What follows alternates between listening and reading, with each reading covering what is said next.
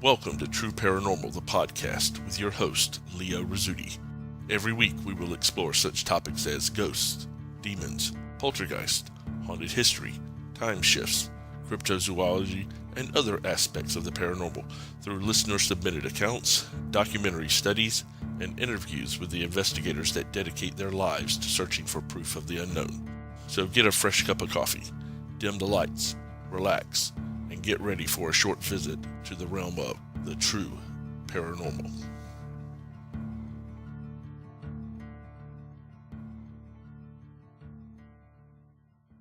Hi guys, Leo Rizzuti here. Welcome to another episode of True Paranormal, the podcast. This week I thought that we would explore a couple of other avenues of the paranormal instead of just looking at ghosts and hauntings and things like that. The podcast is, after all, true paranormal, and paranormal involves all kinds of things. So I thought we would look at reincarnation and doppelgangers. Hopefully you guys are excited about those subjects as I am. So go ahead and grab a cup of coffee and sit back, relax, buckle in, and get ready for this week's show. Most people are fairly familiar with the term reincarnation, which of course is the belief that you have previously lived a life, that your soul is not a new soul in your body, that it is essentially a recycled soul, that you had a life before the life that you're living now. And there are, amazingly enough, a lot of things that reincarnation would clarify for us. For example, phobias, which are, of course, irrational fears that some people have. People with phobias have fears about fairly ordinary objects or ordinary events. For example, you may have a fear of chickens, or you may have a fear of wide open spaces, or you may have a fear of ducks. Or in the case that I know about personally, you may have a fear that fish are out to get you. It's called ichthyophobia, and it is a genuine fear. You can not handle seeing pictures of fish or videos of fish, things like that. And a lot of people would consider that irrational, but to the person suffering from it, it's definitely not irrational. It's a legitimate situation that they have to deal with. And some people say that the phobias that we have come from things that have happened to us in our past lives. For example, if you have a fear of wide open spaces, maybe you ventured into an open field and you were killed in that situation, and that would cause you to have a subconscious fear of that situation going forward. It's kind of a neat concept if you think about it. And the other thing that people point to is nightmares, and it's kind of falls into the same category where you have past life memories, and those past life memories are coming back to you in the form of nightmares. If you were, let's say, in that situation where you were attacked in a field, you would have a nightmare where you're walking into a field and you're attacked, and it's not necessarily a figment of your imagination as much as it is a memory that you've had. So that's one thing that a lot of people will point to that say, well, reincarnation can actually explain why these things happen, where they're kind of inexplicable otherwise. Another area that people will point to reincarnation as a valid explanation for is a kind of an odd one, is spontaneous knowledge, and especially knowledge of places and events that people have never been to. We find this most often in the cases of children, where they will legitimately remember or understand the inner workings of machines that they've never seen. They can describe locations that they've never been to. They can describe all kinds of things that they have obviously had no knowledge of in the past, which is kind of an odd situation unless you consider that possibly they've lived a past life and they've experienced these things. If you have someone who in a past life, for example, was an engineer, then maybe they would understand how a engine would work if they helped to design engines in their past life. Just kind of putting that out there as an example, but it's one of those things, again, that folks will point to. And kind of hand in hand with that is the phenomenon of children spontaneously speaking other languages. I have witnessed and I have heard of situations where children have been randomly just talking about whatever kids talk about, and they will speak German when they've never heard German before, or they will speak French, or they will speak Algonquin, or whatever language will come up to mind, but it's amazing because in almost every one of these cases, there is no base for knowledge with those. I know of a case specifically where a child was sitting in a restaurant and she was speaking in English, and all of a sudden she said, "I am das Wunderkind," which of course is the wonder child. So the speaking of different languages is definitely something that we can not really explain readily unless, of course, you take into account the fact that maybe you have lived a past life, and that could be evidence of it. There's also some physical attributes that a lot of people consider evidence of past lives or evidence of reincarnation. The one that a lot of people are familiar with that folks point out are, of course, birthmarks. Now, some people say that birthmarks are an indication of this is how you were killed, or this is the manner in which you died in your past life. For example, if you have a birthmark in the center of your chest, maybe you were shot there, or maybe you had heart surgery or something like that. If you have a birthmark on your wrist, maybe you committed suicide. Maybe you had an injury there when you were living your past life, and that scarring carries over into the next life, which is kind of a neat thought in that it's not only the spiritual aspect of it, but the physical aspect of it that is affected. We also look at chronic illnesses as a thing that people point to. There have been cases where folks that have done past life regression, which I'm not a big fan of. There's a lot of things that could go wrong with past life regression. There's a lot of feeding in information that we have found out that happens, but to the point that some folks consider it valid, we have found that folks that have chronic back problems or chronic knee problems or things like that, when they do past life regression, they find out that they were speared in the back, or they were in a battle and their leg was attacked or something like that. And it tends to confirm what they already believe. The most striking thing that we see is physical appearance, where we have had situations where people have said that they remember, for example, Civil War battles. And I'm thinking of a specific case where a gentleman said that he remembered Civil War battles, he remembered regiments, he remembered actual military tactics, and he thought he had lived a past life as a Civil War general. And lo and behold, he looked just like the specific Civil War general that he was considering, down to facial scars and everything, which is beyond bizarre if you think about that for too long. The last thing that they look at is, and this is a little more amorphous, but they look at handwriting, where somebody's handwriting will mimic or will mirror the person that they've had a past life experience with. So that's something that I don't hear a whole lot of people pointing to as evidence, but is something that if you are a believer in reincarnation and you are a believer in past lives, that you can point to and say, hey, this person's handwriting looks exactly like the person that they were beforehand. So that's kind of a neat aspect of it. Now we're going to have a look at a couple of very well documented cases of individuals that have been reported as being reincarnated. And these are not just anecdotal stories. These are very heavily documented and very heavily verified instances where the only valid explanation is either that it's a massive hoax, which would involve dozens and dozens and dozens of people, included the folks that are investigating the claims, or that reincarnation is real. Here we go. Our first story is the story of Shanti Devi. On January 18th, 1902, a daughter was born to a family, residents of Mathura, India. Her name was Lugdi. When Lugdi was 10, a marriage was arranged with a man named Kedarnath Chaub, a shopkeeper in the same village.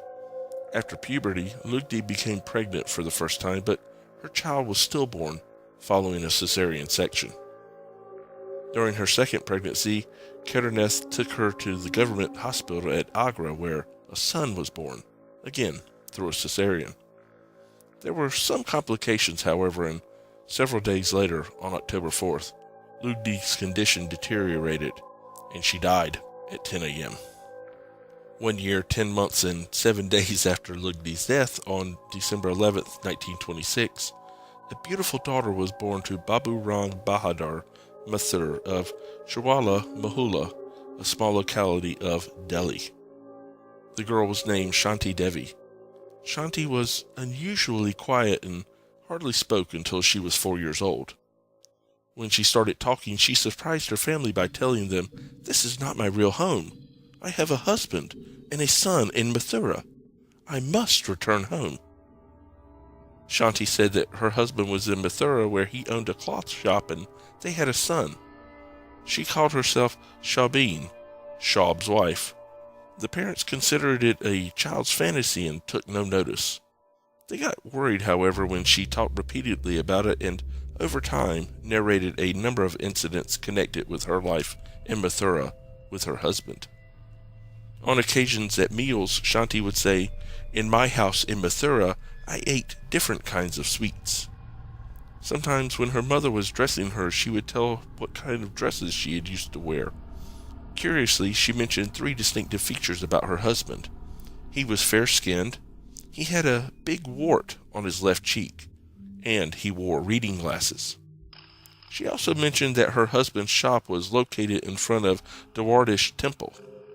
This strange talk continued. By this time, Shanti was a 6-year-old, and her parents were perplexed and worried.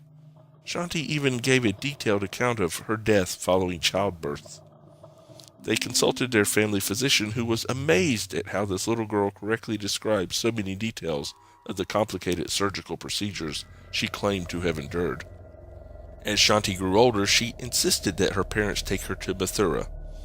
All this time, however, she never mentioned her husband's name. It is customary in India that wives do not speak the names of their husbands. Even when specifically asked, Shanti would only blush and say, "I will recognize him if I am taken there." Her parents thought their daughter was mentally ill and tried everything to discourage her strange talk. But Shanti continued to talk about her other family and gave a specific address and more details about her previous home, her husband, and his family.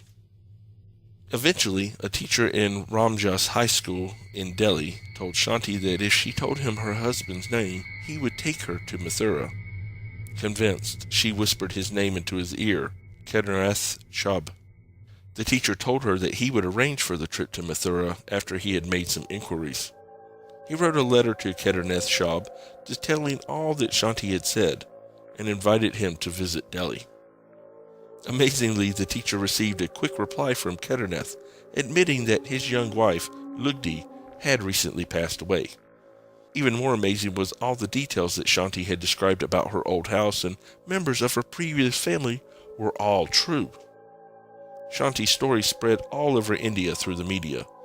Many intellectuals became interested in it. When the famous teacher and pacifist Mahatma Gandhi heard about it, he personally talked to Shanti and then requested her to stay in his ashram. Gandhi instigated a committee to investigate and report on the claims the little girl was making. Soon, a committee of 15 prominent people, including politicians, national leaders, and members from the media, was formed, and they persuaded Shanti's parents to allow her to accompany them to Mathura. Upon arriving at Mathura by train, Shanti, on her own, quickly led them straight to her previous home. She correctly described what it had looked like years earlier, before its recent refurbishing. As a test to mislead Shanti, Kajmal introduced Kedarnath as his elder brother. Shanti blushed and stood on one side.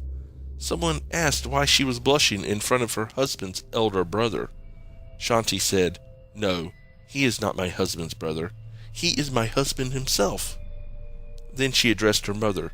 "Didn't I tell you that he is fair, and he has a wart on the left cheek near his ear?" She then asked her mother to prepare meals for the guests. When her mother asked what she should prepare, she said that she was fond of stuffed potato paranthas and pumpkin curry.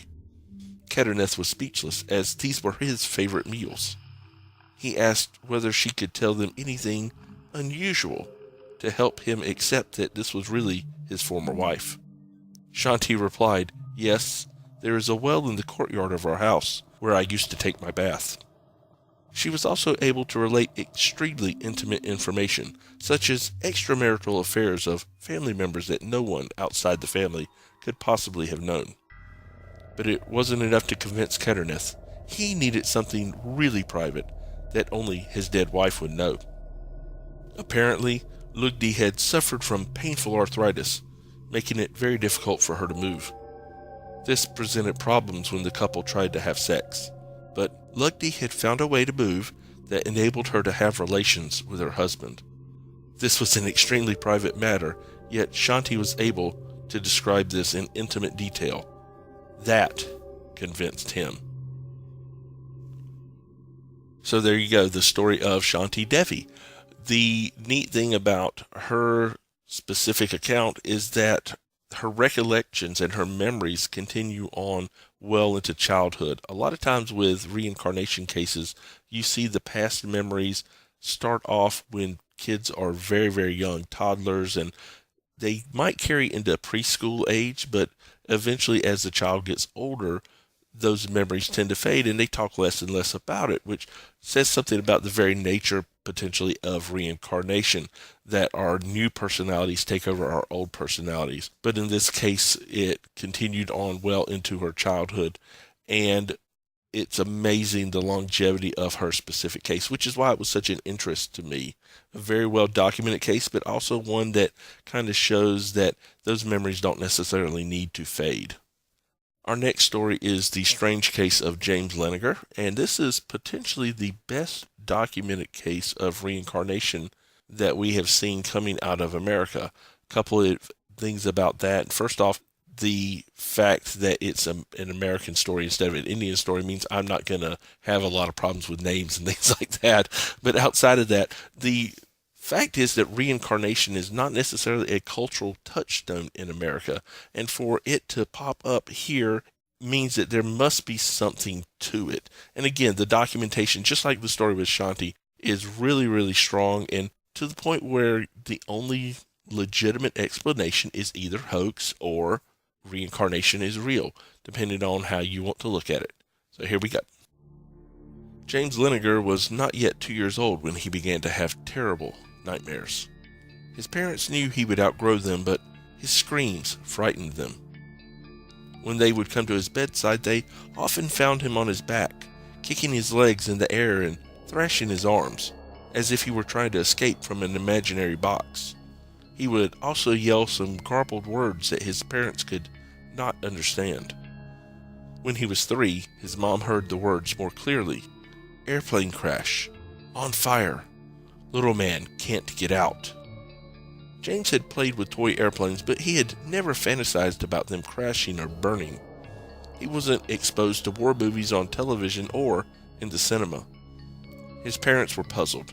The boy's nightmares seemed to have started shortly after his father took him to visit a Dallas flight museum containing some vintage aircraft when the boy was just 18 months old. But why? As his fascination with airplanes continued, so did his nightmares. His parents brought him more toy model planes to play with, thinking he would soon find other interests. They noticed that when he approached his toy sit-down airplane, he would perform a walk-around inspection before he got in, just like a real pilot. Once his mother gave him a model with what appeared to be a bomb on the underside. When she pointed this out to her son, he immediately corrected her, telling her it was a drop tank. His mother, Andrea, later stated, "I've never heard of a drop tank. I don't know what a drop tank was." When James was a little more than 3 years old, his parents decided to take him to a therapist who specialized in treating troubled children. Almost immediately, his nightmares started to diminish. James was encouraged to talk about the things he remembered just before bedtime when he was relaxed and sleepy. It was then that his surprising story started to be revealed. Among the amazing things little James told his parents was that he was a pilot and flew a Corsair airplane. According to James, they used to get flat tires all the time. He also recalled being assigned to a ship called Natoma and that he had been shot down by the Japanese in the Battle of Iwo Jima. He further recalled that he had served with a buddy named Jack Larson. All of this was too much for his parents to comprehend, so they decided to see if his story had any factual basis. Almost immediately, James's father, Bruce, found that a Corsair was indeed a type of airplane used in the Pacific during World War II, and that it did have a reputation for blowing tires when it landed hard. He later found the record of a small aircraft carrier, Natoma Bay, that was in the Battle of Iwo Jima. But the most remarkable fact was that there was a pilot named Jack Larson who served on the Natoma Bay. In fact, Larson was still alive and living in nearby Arkansas. About this time, James began to draw pictures of his airplane and of being shot down. The fact that he was both drawing and talking about these memories seemed to eliminate his nightmares. Bruce quickly contacted Jack Larson and was informed that the only pilot shot down from the crew of the Natoma Bay was named James M. Houston, Jr., who had received a direct hit and crashed in a ball of fire. Bruce says it was then that he believed his son had a past life in which he was the same James M. Houston, Jr. His father stated he came back because he wasn't finished with something.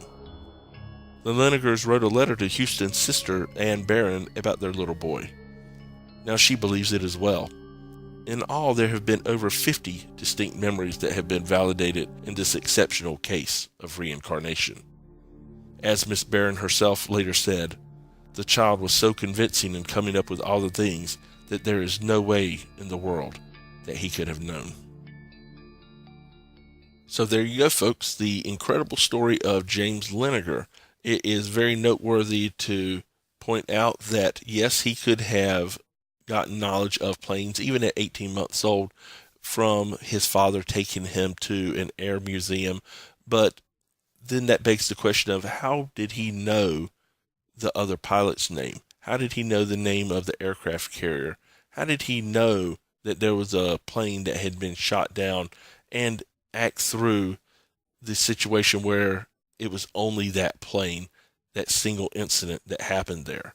Very intriguing stuff, and the kind of items that make you really wonder, do we know what's going on with reincarnation? Okay, let's move away from the world of reincarnation and step into the world of doppelgangers. This is a subject that I have been fascinated with for most of my adult life. It's a thing that we don't talk a whole lot about, even though we're fairly familiar with it in our culture. Doppelgangers, of course, are a phenomenon where you are seeing two of the same person, often in different locations, but sometimes not so much in different locations, sometimes in the same locations. Although we'll concentrate on doppelgangers specifically, there are other categories of this type of phenomenon. Although today, doppelganger kind of tends to be the term used to cover most cases. There are things called doubles, which are reports of seeing the same person in two different places at the same time, but the locations are sometimes distance apart. Many of those cases have been verified by more than one person. There's a phenomenon called bilocation, and this is a doppelganger case where two versions of one person are seen by groups of people at the same time. They can also occur, in fact, they usually occur in close proximity to each other. However, the person and their ghost or their double tend to carry out different actions from each other. What is really interesting about these cases is that both versions of the person in question seem to be much weaker in appearance than the whole living person would normally be. And then there's a thing called vartigers. And this is kind of similar to doubles, but the ghostly double visits a location before the real person. In some very odd cases, the vartiger of a person has sometimes visited a location many times before the real physical person. When the real person finally gets to this particular destination, they are recognized immediately, but the real person has no recollection of visiting the place before. And an odd note about vartigers is that this is a phenomenon that is so common in the Netherlands that it's not even thought of as a phenomenon. It's just thought of as a way of life, which is kind of neat if you think about it. There's been a couple of really intriguing cases of doppelgangers, and we're going to have a look at one of them, probably the best known and best documented one that I can think of, and that is the case of Emily Seiji. One of the most documented cases of a doppelganger is the case of Emily Seiji. a French woman who had lost 18 jobs in 16 years because of her evil twin. Emily had taken a job at an exclusive school for the daughters of nobility, where she became very popular with the students.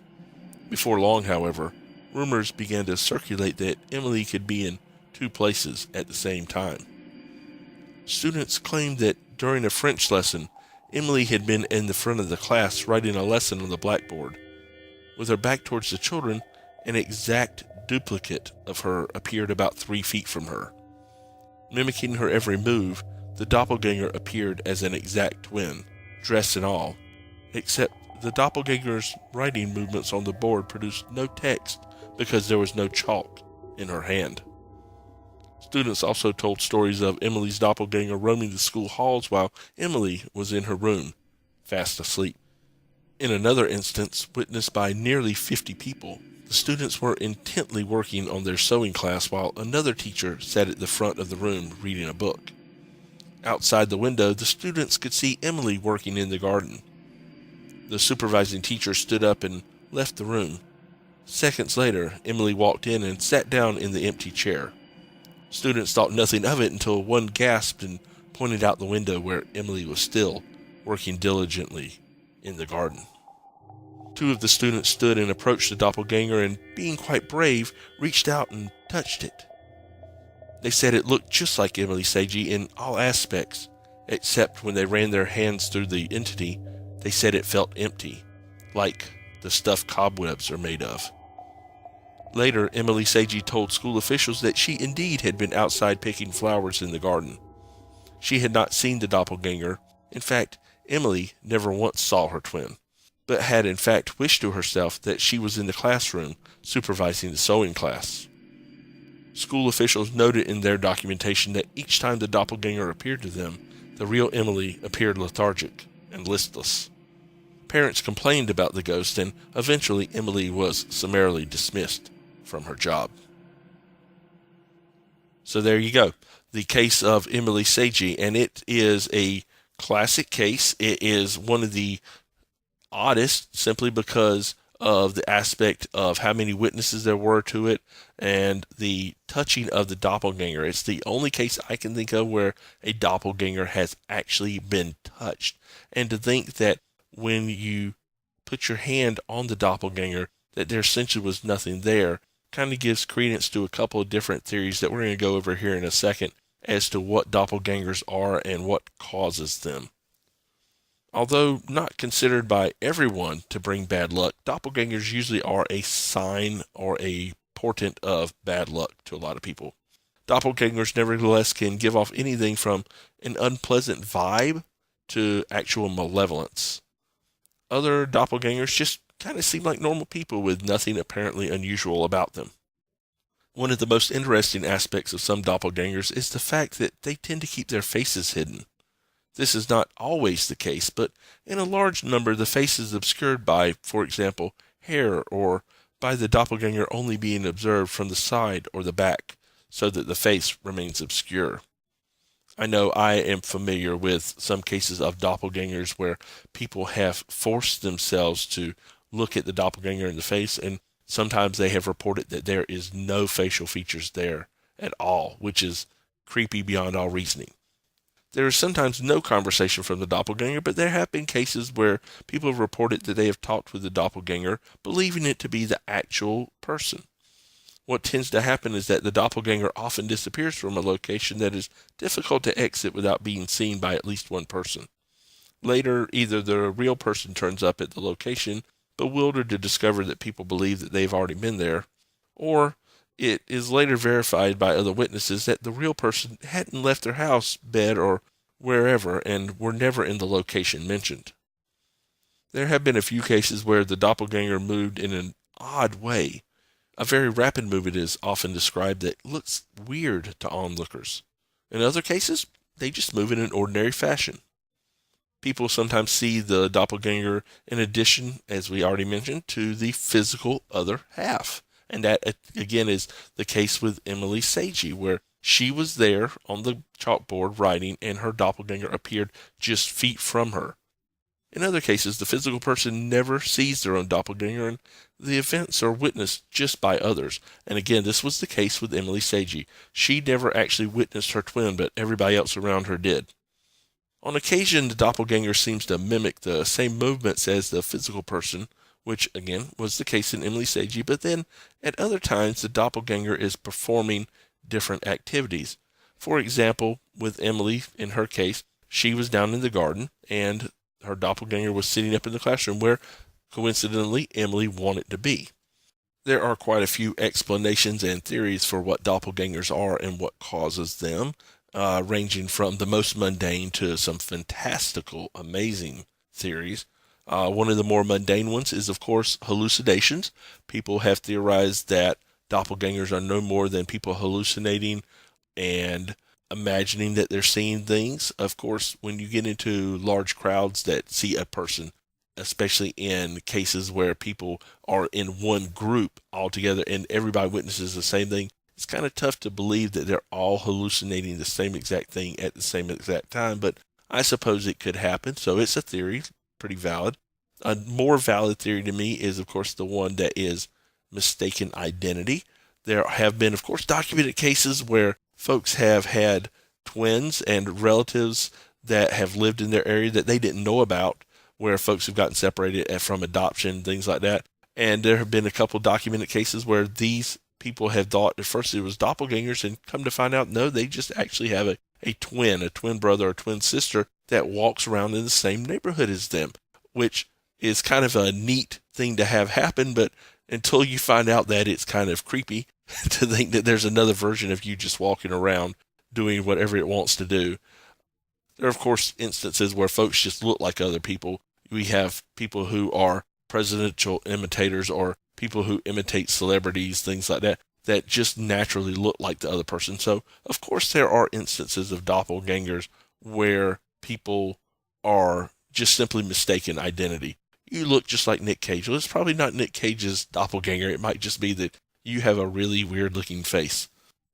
Of course, there's a theory that doppelgangers are caused by astral projection, which is an odd thought because most folks, when you do astral projection, it takes quite a bit of concentration, and it's not the kind of thing that just randomly happens, but it is a legitimate theory because it does fit the mold of if you're projecting your spirit self outside of your body, perhaps it manifests itself just like in a haunting, and it takes some kind of form and it's visible to other people. So there is that aspect of it that we can't really explain, but it's as legitimate as any other theory.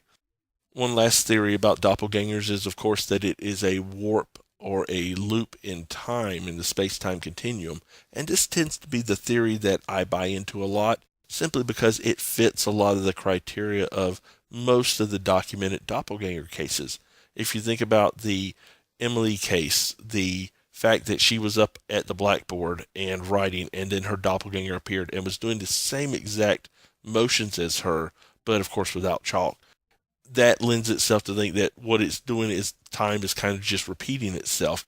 I don't know if that's a psychic phenomenon. Don't know if that's a location phenomenon. The thought that in the Netherlands doppelgangers are really, really prevalent kind of lends itself to thinking that it is a location incident. But the fact that, for example, with Emily, she had this happen in multiple locations tends to point to the fact that it's psychic. So maybe it's a combination of the two. But at any rate, it explains a lot of the actions of doppelgangers where you have people see doppelgangers going through a motion that they've seen before, or if in the Netherlands, for example, a lot of times you'll have people say, well, I know my husband's coming home because I just saw his doppelganger come through the room, and sure enough, 5 minutes later, the husband's home. Kind of lends itself to the space-time continuum theory. Just my kind of little pet theory that's out there, but a lot of people do talk about that as being a potential explanation for it. At any rate, if you've got your own theories or your own ideas about what doppelgangers are, or if you'd really like to support one theory or another, let us know in the comments. We'd love to hear from you guys as to what you think is going on with this. Again, it's an area that I've been really fascinated with for years, and I just love hearing people talk about it and love learning new things about it. Well, guys, that's going to do it for this week's episode of True Paranormal, the podcast. I'd like to thank you guys for joining us this weekend, every week for that matter. I'm really excited about the direction this show is taking, and I'm really excited that you guys are choosing to sit down and share some time with us every single week. Remember that if you'd like to share your story with us, just check us out on Facebook at True Paranormal, the podcast, and hit that like button. And there's a message button there, and there's a email button there, and just shoot us one of your stories and let us know about it. We'll be glad to share it on one of our future broadcasts. If you're not on Facebook, just send it to us at trueparanormalpodcast@gmail.com. That's trueparanormalpodcast@gmail.com. And again, we'd be glad to share your story on one of our future broadcasts. Also, if you guys listen to us on iTunes, be sure to give us a rating and a review. We'd love to get some feedback from you guys and let us know how we're doing. Be sure to join us next week and every week when we continue to explore other areas of the paranormal, and we're also going to get into doing, of course, some more ghost stories. I know that's the fan favorite, so we're going to just keep on doing those as long as we can. In the meantime, my name is Leo Rizzuti. Thank you guys for joining us, and join us next week for another episode of True Paranormal, the podcast.